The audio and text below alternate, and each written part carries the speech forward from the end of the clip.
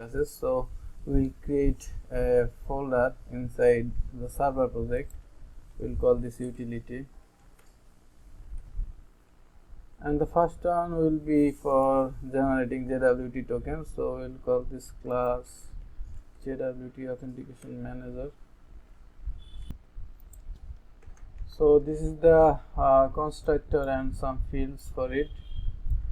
This is the key. Actually, you can put any long string for the JWT security key.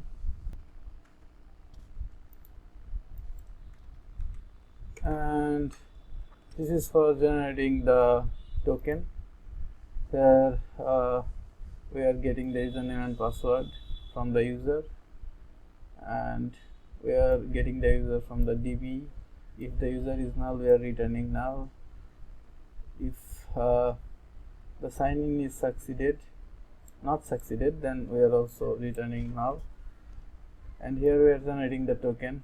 We are passing name, role, and email. So what we are returning from here, we are returning a app user view model with first name, last name, email, role, and the token that we just generated, and the expire time. And here is the full method. This is simple enough.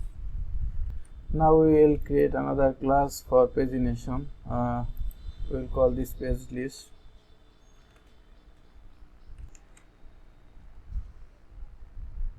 It will be a generic list like this, and it will contain these 4 properties, and we will also create a constructor.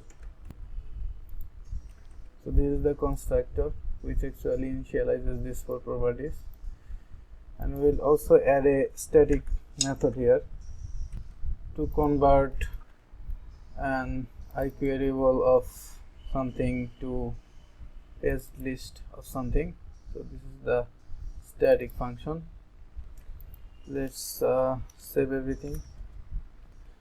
As we are adding automapper, we are using automapper, we will add automapper here. We need to add mapping profiles, so we will call this class mapping profile.